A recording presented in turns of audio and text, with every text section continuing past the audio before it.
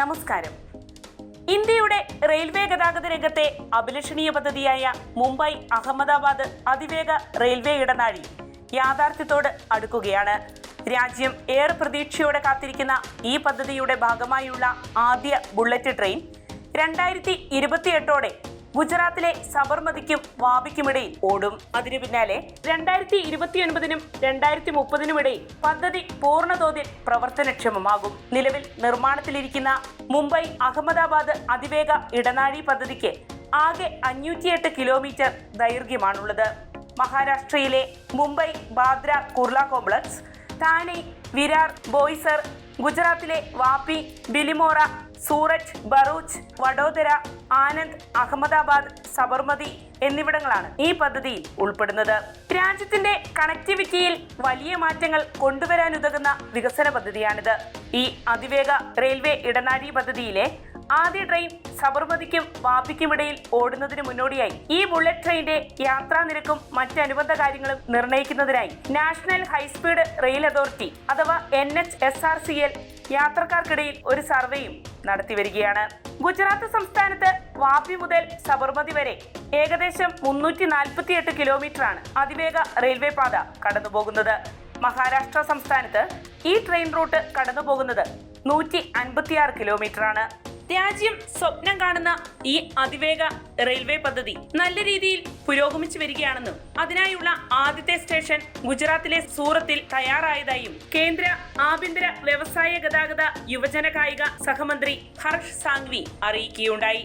അടുത്ത വർഷത്തോടെ ബുള്ളറ്റ് ട്രെയിനിന്റെ പരീക്ഷണ ഓട്ടങ്ങൾ ആരംഭിക്കുമെന്നും 2029ഓടെ പൂർണ്ണമായ പ്രവർത്തനങ്ങൾ ആരംഭിക്കാനാകുമെന്നാണ് പ്രതീക്ഷിക്കുന്നതെന്നും മന്ത്രി പറഞ്ഞു. ട്വിറ്ററിലൂടെയാണ് അദ്ദേഹം ഇക്കാര്യം പങ്കുവച്ചത്. ഈ പദ്ധതിയുടെ ഭാഗമായി നിലവിൽ നിർമ്മാണത്തിലിരിക്കുന്ന ട്രാക്കുകളുടെ വിവിധ ഭാഗങ്ങളുടെ ചിത്രങ്ങൾക്കൊപ്പം സൂറത്ത് സ്റ്റേഷന്റെ ഏറ്റവും പുതിയ ചിത്രങ്ങളും അദ്ദേഹം പങ്കിട്ടു. കേന്ദ്ര റെയിൽവേ മന്ത്രി അശ്വിനി വൈഷ്ണവും ഈ പദ്ധതിയുടെ പുരോഗതിയെ സംബന്ധിച്ച വിവരങ്ങൾ പങ്കുവയ്ക്കുകയുണ്ടായി. 508 കിലോമീറ്റർ ദൈർഘ്യമുള്ള മുംബൈ അഹമ്മദാബാദ് അതിവേഗ ഇടനാഴി പദ്ധതി വലിയൊരു മുന്നേറ്റം തന്നെയാണ്. ജാപ്പനീസ് സർക്കാരിന്റെ പിന്തുണയോടെ അതിവേഗ റെയിൽ സാങ്കേതിക വിദ്യയിൽ ഇന്ത്യയുടെ വളർന്നു വരുന്ന കഴിവുകളാണ് ഈ പദ്ധതിയുടെ പുരോഗതി പ്രതിഫലിപ്പിക്കുന്നത്. അശ്വിനി വൈഷ്ണവ് പറഞ്ഞു. ഈ അതിവേഗ റെയിൽ ഇടനാഴി പദ്ധതിയുടെ വയഡക്റ്റിന്റെ നിർമ്മാണം 300 കിലോമീറ്റർ പൂർത്തിയായതായും കേന്ദ്ര റെയിൽവേ മന്ത്രി അറിയിക്കുകയുണ്ടായി. ഫുൾ സ്പാൻ ലോഞ്ചിംഗ് മെത്തേഡ് അഥവാ FSLM രീതിയിലൂടെ നിർമ്മിക്കുന്ന ഈ പാതയുടെ ഉപരിഘടനയുടെ വീഡിയോയും മന്ത്രി പങ്കുവച്ചു. അതിനൂതന സാങ്കേതിക വിദ്യയായ FSLM ആദ്യമായാണ് ഇന്ത്യയിൽ ഉപയോഗപ്പെടുത്തുന്നത്. ഗുജറാത്തിലെ സൂറത്തിന് സമീപം 40 കിലോമീറ്റർ ദൈർഘ്യമുള്ള ഗർഡർ സ്ഥാപിച്ചതോടെയാണ് ഈ അതിവേഗ പാതയുടെ നിർമ്മാണത്തിന്റെ 300 കിലോമീറ്റർ പൂർത്തിയായത്. നിലവിൽ പൂർത്തീകരിച്ച 300 കിലോമീറ്റർ പാതയുടെ ഉപരിഘടനയുടെ 257.4 കിലോമീറ്റർ നിർമ്മാണവും FSLM മെത്തേഡിലൂടെയാണ് പൂർത്തിയാക്കിയത്. 37.8 കിലോമീറ്റർ നിർമ്മാണം സ്പാൻ ബൈ സ്പാൻ മെത്തേഡിലൂടെയും പൂർത്തിയാക്കി.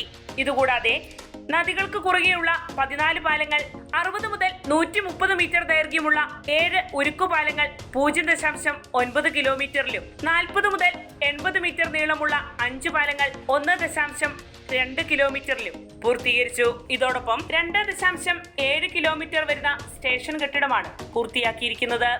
ഗുജറാത്തിൽ 9 സ്റ്റേഷനുകളും മഹാരാഷ്ട്രയിൽ 3 സ്റ്റേഷനുകളും ഉൾപ്പെടെ 12 സ്റ്റേഷനുകളാണ് രാജ്യത്തിന്റെ ആദ്യ ബുള്ളറ്റ് ട്രെയിൻ പദ്ധതിയിലുള്ളത്. 1.08 ലക്ഷം കോടി രൂപയാണ് ഈ പദ്ധതിയുടെ നിർമ്മാണ ചെലവ്. ഇതിൽ 10,000 കോടി രൂപ കേന്ദ്ര സർക്കാരും ഗുജറാത്ത്, മഹാരാഷ്ട്ര സംസ്ഥാനങ്ങൾ 5,000 കോടി രൂപ വീതവും വഹിക്കും. ഈ പദ്ധതി ഫലമണിയുന്നതോടെ രാജ്യത്തിന്റെ ഗതാഗത രംഗം വൻ ഉണർവിന് സാക്ഷ്യം വഹിക്കും.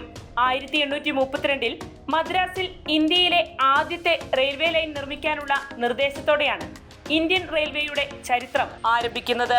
1853 ബോംബെക്കും താനേക്കും ഇടയിലാണ് ഇന്ത്യയിലെ ആദ്യത്തെ പാസഞ്ചർ ട്രെയിൻ ഓടിയത്. അന്ന് 57 മിനിറ്റിനുള്ളിൽ 54 കിലോമീറ്റർ ദൂരമാണ് ആദ്യ ട്രെയിൻ പിന്നിട്ടത്. അതിനുശേഷം 172 വർഷങ്ങൾക്കിപ്പുറം 2025 എത്തി നിൽക്കുമ്പോൾ രാജ്യം റെയിൽവേ രംഗത്തെ സുപ്രധാനമായ പദ്ധതിയുടെ പുരോഗതിക്കാണ് സാക്ഷ്യം വഹിക്കുന്നത്.